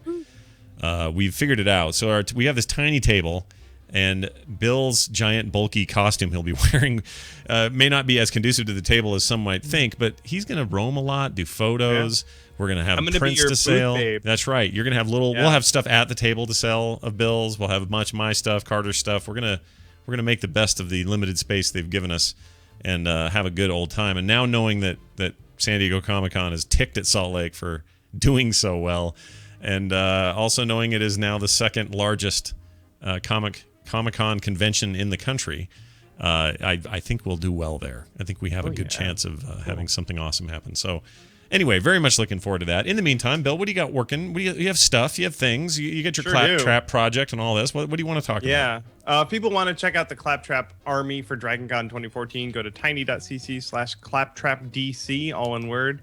And I'm also building a sniper rifle from Mass Effect. How cool is that? That's really cool. It's very cool. The M98 Widow. Whoa. Slow down, Texas. It's gigantic. Woo. That's going to be done here this week. Now, that photo I saw of you holding the kind of the rough cut there. Oh, yeah.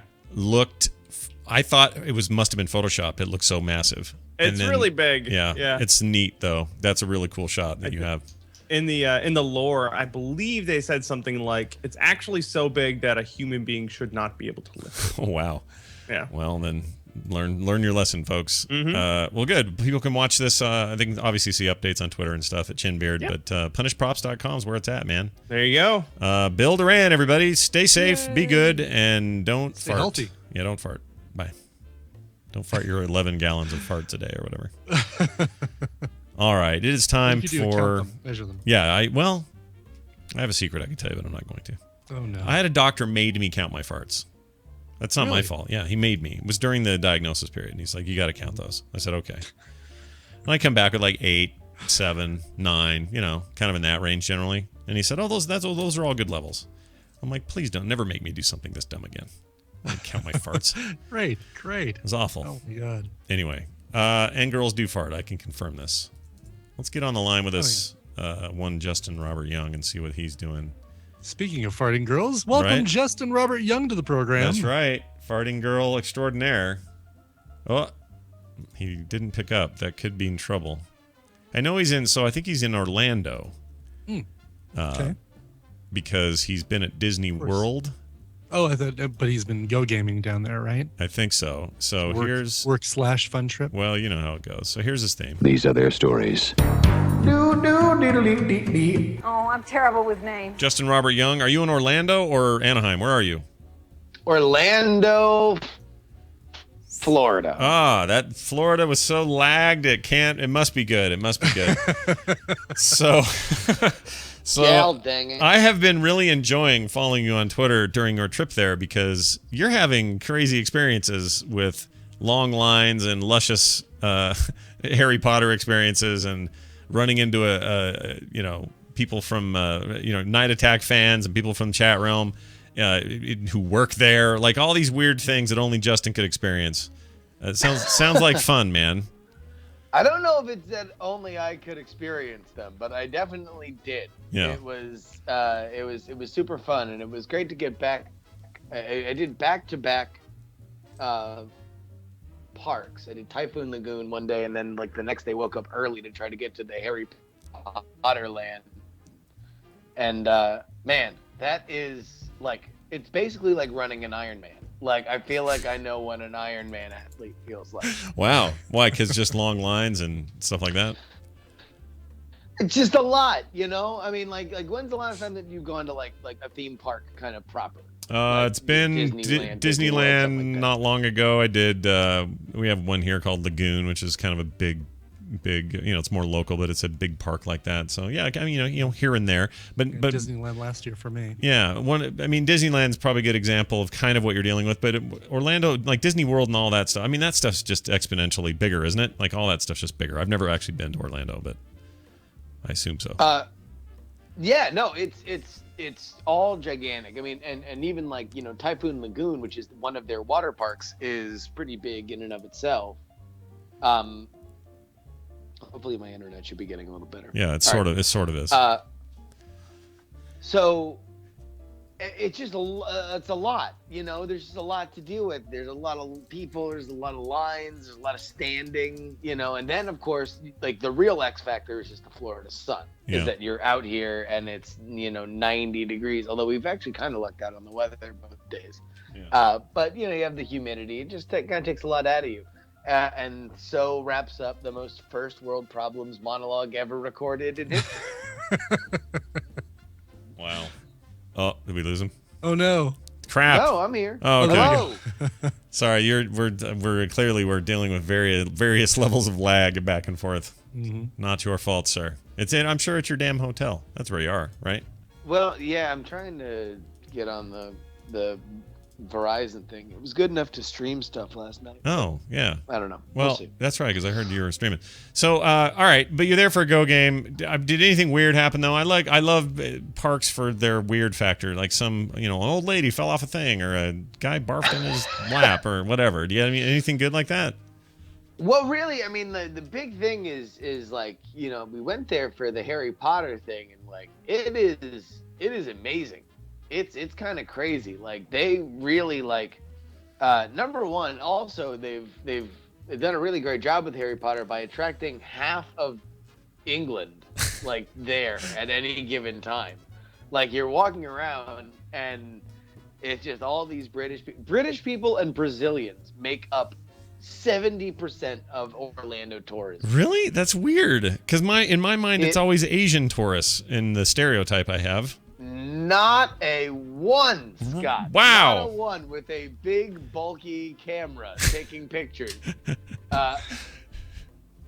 No, I mean, I'm sure there was more than one, so that's incorrect. But there was like, it ain't like that anymore. And it's certainly not, any other kind of Latin American tourist, but Brazilian. And they cater to it. You see like, stores outside will have big Brazilian flags, and I don't know. I mean, the British people, I guess, like they just kind of understand that, they're not to be catered to because they're so proper. Is it just a hop from Brazil straight up to Florida? Must be an easy flight or something. I mean, no more than like Canada, right? So. Yeah, I think so. Yeah. Yeah. Huh. Well, that's Like, weird. I don't know why I didn't expect that. It is. Is that a hub for Brazil Air? Well, hold on now. That's what you get when wind blows between your legs after you're Brazilian. But listen to this. Here's I'm like Shecky Green over here. Anyway, what was I going to say? I was going to say that so when you tell me this, that it's mostly Brazilians, I have this idea in my head, and I clearly I don't know enough about Brazil. I've never been there. I have friends who've been there, but I don't know much else to say except that isn't it just straight up 90% of everybody lives in a hovel in the dirt, and then 10% have all the money, and they must be the ones coming to Orlando, right? Like all the rich Brazilians. Not that it's that expensive, but you know what I mean? Like I always have this class thing in my head with Brazil that just says everyone's a slum except for these 5 people. Well, considering we can tack. Uh-oh. Something about tack. Keep going. You're good, but you're back. Yeah, no, that's a wild generalization and stereotype, and not true. Okay, good. Oh no, I figured as much.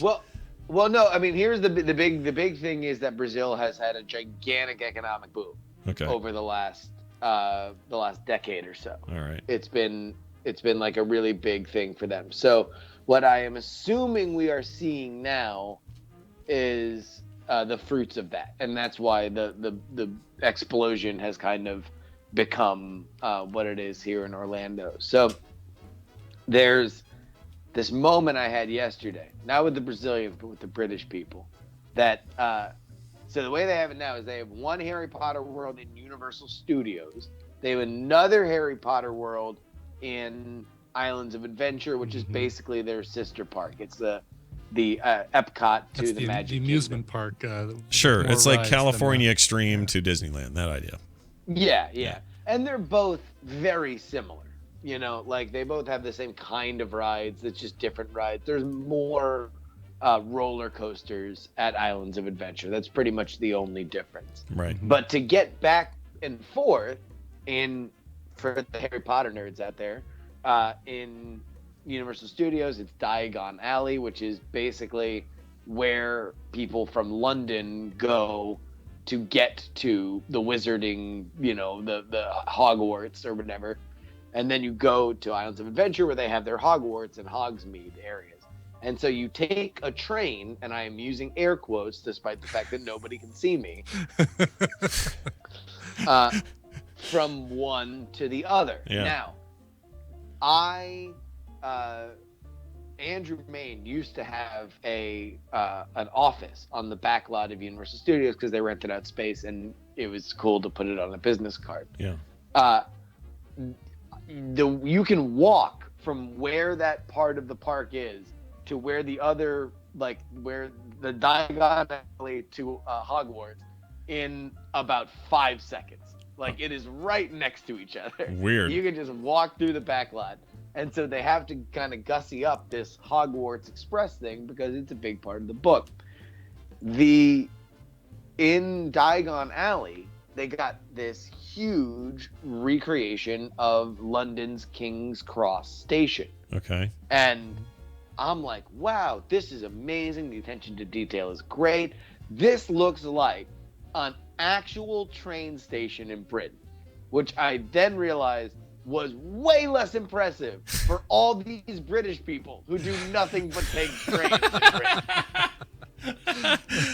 That's funny. Do you think the Harry Potter stuff is a big draw for them?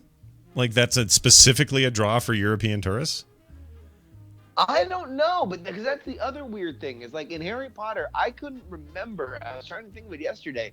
I can't remember a single American character, right? None of the action certainly takes place in America. Luna Lovegood, if I remember correctly, was. She was? Is Luna Lovegood American? I don't think so. Her dad was British. No. No. I think you're thinking of wasn't I the think Asian girl? She was played by an American actress. I want to say, yeah, that's true. But I want to say Chang? the Asian, Cho Chang, wasn't she a American? Didn't she had a Scottish accent, didn't she? Oh, maybe I forget. Were there any? Somebody in the tadpole is going to help us out with this. American. Well, yeah, come at me, Muggles. Like, let's figure this out. So I couldn't remember a single American person, and obviously, like, none of the action takes place in America, but yet, like, Orlando has built this mecca, like, easily the most grand physical representation of this intellectual property that is so quintessentially British. Yeah. Right? Yeah. Like, it is the weirdest thing in the world to think about. Like, it would be something like the biggest although it was shot there, like the biggest, like, Indiana Jones, ride or something, or a whole thing that just recreated all of Raiders of the Lost Ark, and it was in, like, Newcastle. Yeah. Well, I got something for you. Right. According to the Harry Potter Wikia page, all right, they got a bunch of stuff about the role of the United States of America in the lore of Harry Potter. Okay. The magical government in our country is referred to as the Magical Congress of the United States of America, and the president of which is Samuel G. Quahog, kind of like Peter Griffin's hometown, I guess. Oh, yeah. Magical education. The Salem Witches Institute in Salem, Massachusetts is their equivalent of Hogwarts. They have magical games. So Quidditch is played here, but the similar sport of quad pot is more popular in the U.S. So it's kind of a soccer football thing. With cheeseburgers and shotguns. That's right.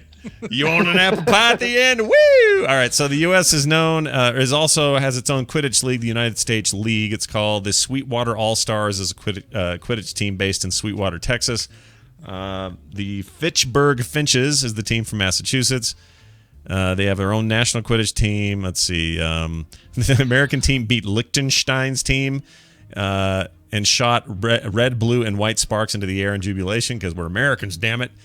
And there's a whole bunch of other stuff about magical history. So there we go. Kendra Dumbledore was possibly born in the United States. So, some of these things were in the books. Some of these references. Some of them come from the Pottermore stuff that's up now. Yeah. So there's a bit of both, and it's all considered, canon, according to this. But that's all stuff that was that's all throwaway stuff, right? That's right. all that's listed amongst what happened in Bulgaria and what happened in something else, right? Sort of, yeah.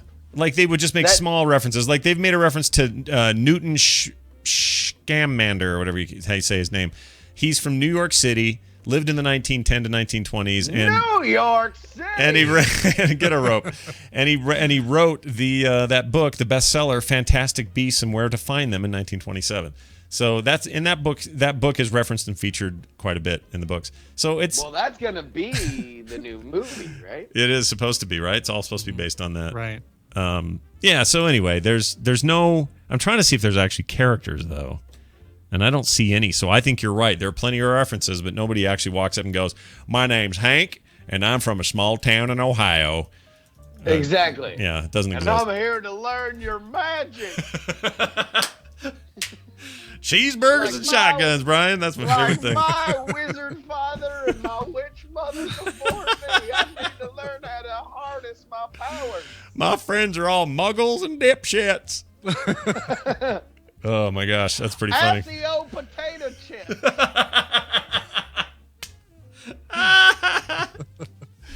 Oh, I didn't know we'd get here from there, but that's great. Anyway, so I didn't mean to. I meant to ask if you had anything specific today, but no, yeah. I have more to talk about Harry Potter. All right, go. So, we all gave George Lucas deservedly a lot of poop for having blatantly racist characters in the prequels. Yeah. Right. Yeah. Our ship is not too high. What were those guys called? The Japanese guys? Yeah. Whatever, the Trade Federation. Yeah. Yeah. Oh no, avocado is perfectly legal. They're pretty bad. They're pretty bad. And then the Gungans, of course. It just got a lot of crap. Yeah. And yet, I would imagine George Lucas watching Harry Potter, the movies, and seeing the hunched over, big nosed, running all the banking system goblin and saying, "What? I get all the shit?" Yeah. Kind of. Welcome to Gringotts. What's going on? Hey. Yeah, very, very. For those still not scratching your head out there, they are the epitome of the Jewish stereotype, I would say. Money, I mean, close enough. Sure. Close enough that somebody should have raised an eye.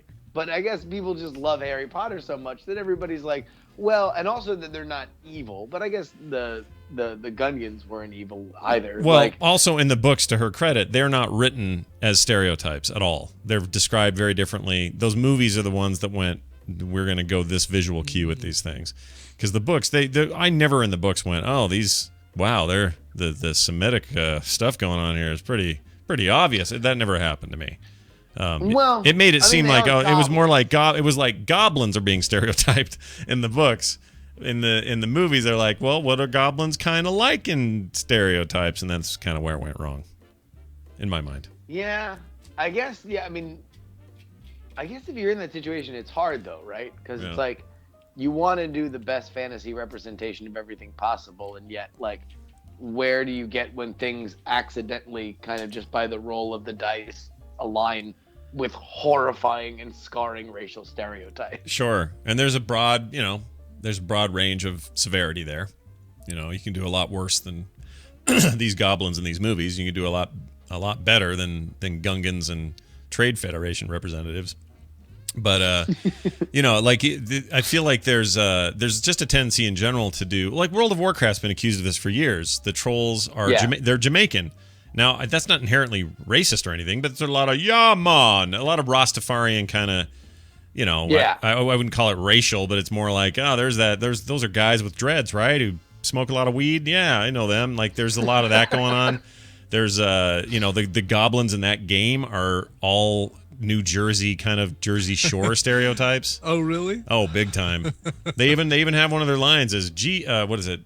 Gym Tan and Laundry, GTL, Oh, really? but they say something else instead. It stands for gold something. But they're basically stereotypes of kind of the, you know, Italian dude whose sleeves are rolled up too high and has a fake tan. It's those guys. So it's not, and again, I don't know that that's all that offensive from a racial point of view. That's more of a, you know, like, those guys are kind of dicks point of view.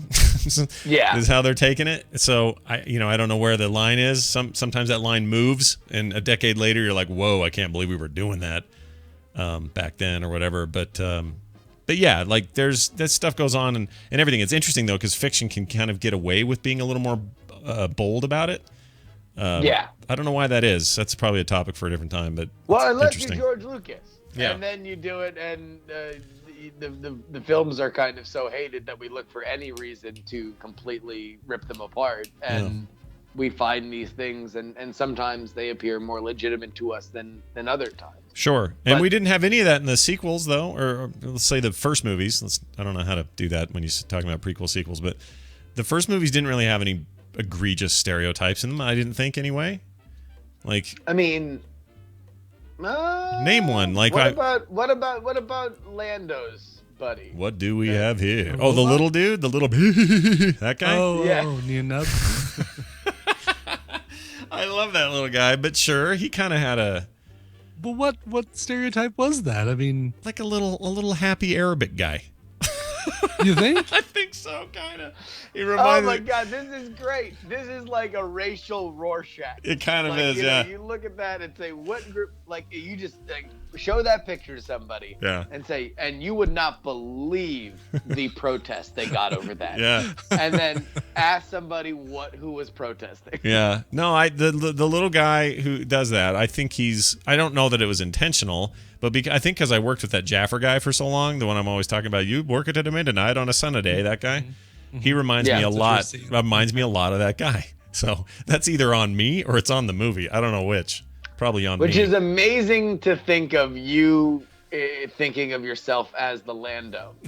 Like, you know, you guys are out there, like, helping the Rebel Alliance. That's right. Just you as Lando and him as the other. We got to get to that Death Star. And then he'd just say,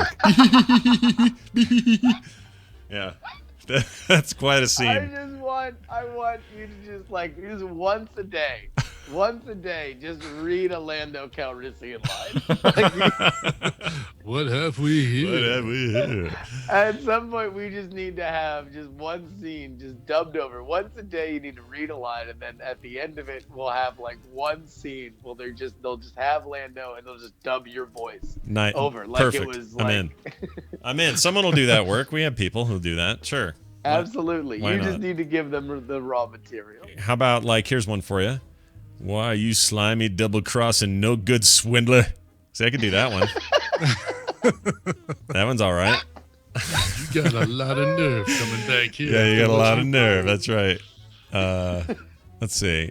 You said they'd be left at the city under my supervision. See, I could do that one. That one's a good one. That's good. Yeah. Now keep going. Yeah. How about this one? Yes, he's alive in imperfect hibernation. I can't do it anymore.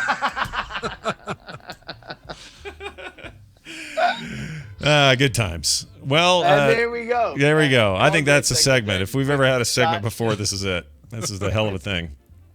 So And Scott just silently, well, we all stay quiet while Scott reads lines from a movie Right. that came out 40 years ago. So what's your plan? You got you leaving there soon? You got shows to promote? Like, what are you doing, man? Oh man, I'm actually in Orlando for a hot minute. I'm here through Saturday because I'm here for a conference game, in sunny Florida. So like, yeah, I'm here for a little bit, and then, but I'll be doing all the shows as scheduled. Jury Talks tonight, 10 p.m. on DiamondClub.tv. Did you say? Hold on, let me make sure I have this up. Did you say 10 p.m.? Is that what you said? 10 p.m. I tonight? did 10 p.m. Eastern time. Oh, Eastern time. Okay, all right. That's Yeah, 8 p.m. not- here, not 8 folks. p.m. 8 p.m. and the only that time zone that matters. So I base everything off of that. And yeah, tune in for that over there at DiamondClub.tv. And then, of course, this weekend, probably a bunch of Schwoody stuff and, Night Attack and all that. This Sunday, Night Attack. New episode of Night Attack is up now. We had my buddy Brett, the Amtrekker Ransville on. We had a fun time. Played another round of the Startup Spelling Bee, which is quickly becoming America's favorite game.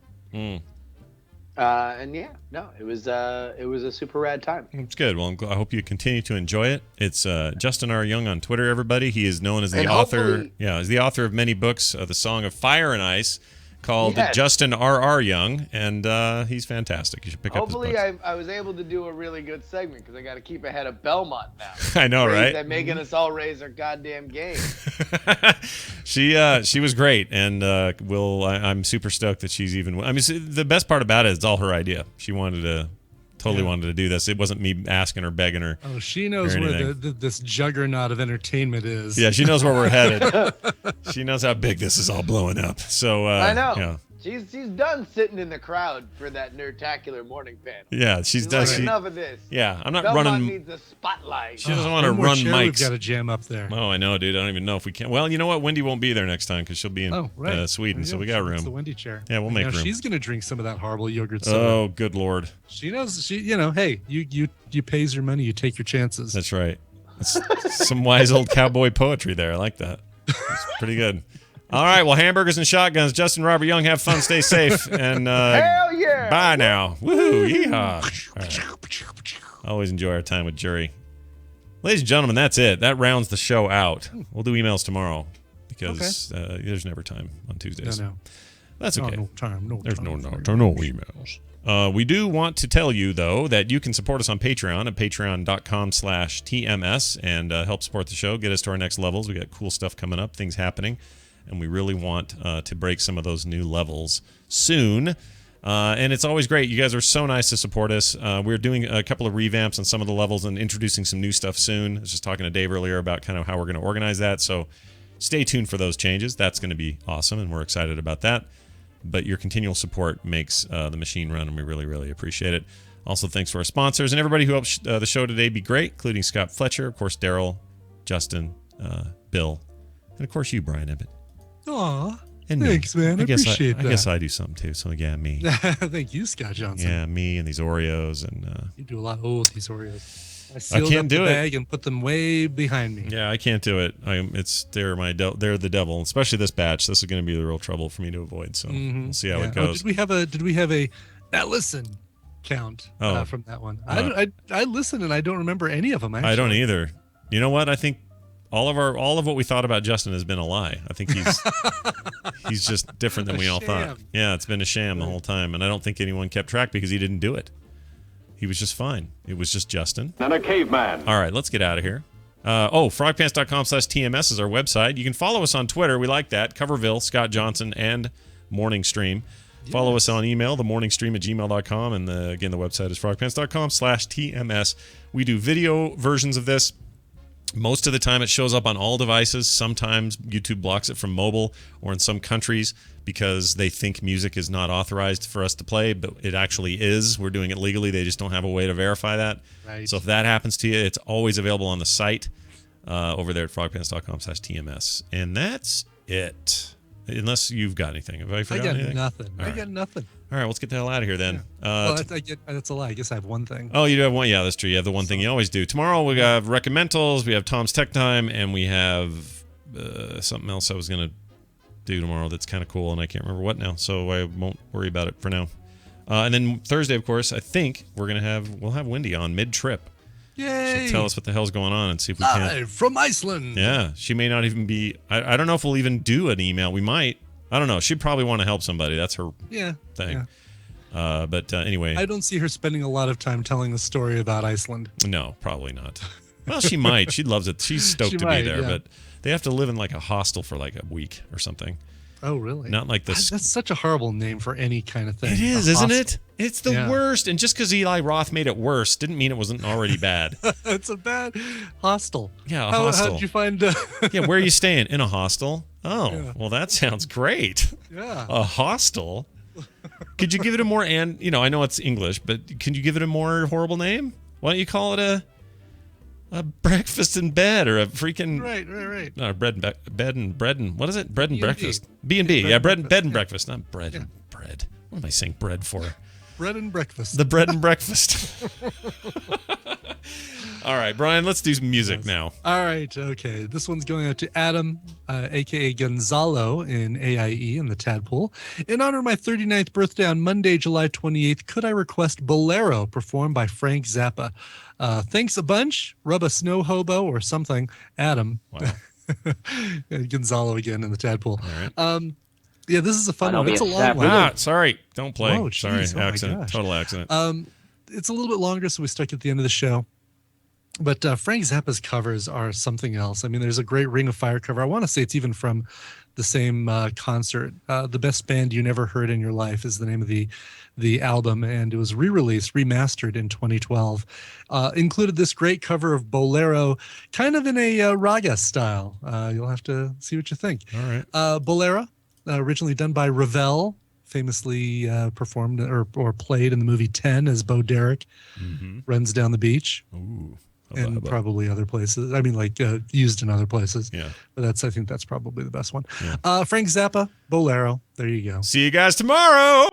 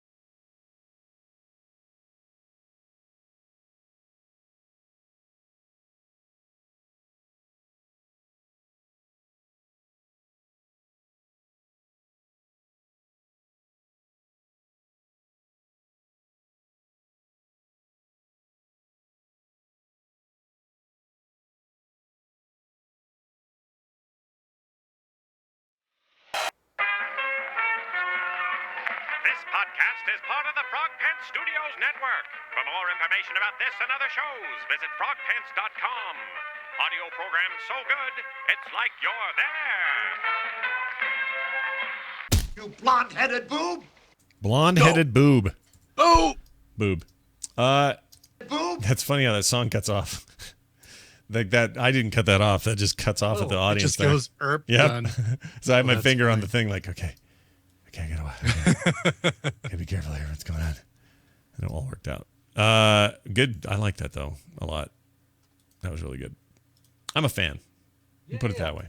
Yeah. All right, you I'm hit and suckers. miss with Frank Zappa. but Ladies I and like gentlemen. Yeah, he's good. Mhm. Moon Zappa, you know. Moon Unit? As it began. Moon Unit. Weasel. She was dating in 3 Mark Maron. Coming up on, and she left him. So there's a happy note to go out on. Aw. Yeah, I know, right? Yeah, he'll be okay. Speaking of Mark Maron, Yeah. I'm gonna have to listen to that podcast. You'll like it. If you like Mike Myers, you'll like it. Even if you don't, but you just are fascinated with his success and how quickly he rose and how he changed Saturday Night Live and just all that stuff. To hear kind of his humbler, more chill out, sit around talk kind of way deal is really fascinating to me. Cool. Oh, very cool. Seems like the nicest guy ever. I guess it wasn't Mark Maron. It was Chris Hardwick. But that interview with Alex Trebek is brilliant. Oh yeah. That one's supposed to be real. I haven't heard that one yet. I need to listen to that. So good. Hardwick's hit and miss for me in terms of his Yeah. style, but Yeah. His guests are often pretty good. Cool. I think him and Maron. I think Maron doesn't like him very much. Oh, really? There's rivalry. some weird Ooh. comedian rivalry bullcrap going on. Sure. You know how that stuff goes. Meh. Don't forget tonight, HBO, the documentary. I forgot the name of the documentary. There's a documentary on HBO tonight. Don't forget. I'm going to tell you the name. Here it is. I just want people to be aware of it. If you're a gamer, this would be interesting to you. It's called. Oh, come on, things sync up. There we go. It's called Love Child on HBO. It's about gaming addiction and focuses on this story in South Korea. This guy dying. Oh God, yeah. It's supposed to be really interesting. I hope they are fair-minded about the whole game angle, but we'll see. Oh, I'm sure they will be when they, it's about somebody dying. Yeah, somebody dying I'm sure because of game. It'll be really addiction. positively. Yeah. I'm sure it'll be. Yeah, I just don't know how much of both sides. Like how much of this is going to be like a witch hunt. I don't know. I can't tell. Right. What's it called? Love Child. Love Child. I'm doing a search for it on my TiVo app. Yeah, I'd be curious. I love this. Yeah, you actually. should lock that down there and see it. Love Child. I'm gonna have to do it. My friends go. Diana Ross, I think, right? Is it? Oh. Yeah. Love Child 2014 documentary. You know she's got talent. She used to. There we go. 9:15 a.m. Thursday is the soonest I can record an HD version of it. Huh. That's all right. It's Well, a good time for me to record stuff. You and I will talk about it when it comes out. Yes, full show. Right. Oh, yes, Yeah. after this was the child, too, that died, too, of neglect. Oh, was it? Coming up on... Oh, that seems bad. Yeah. Blah. We talked about this story, too. I couldn't even get Or coming we up didn't, now. but you Blah. did on the instance. I'm going to kill this. Blah. All right, sir. Blah. I'm going to keep you saying bleh at the top of the show. Coming up on there's a part where you said bleh a lot. Bleh. And I liked it. Okay. So I'm keeping it. Okay. All right. Have a fun time. If you need me, you know where to find me. Yes, sir. Let's do this again tomorrow. All right. Brian Ibbott, everybody.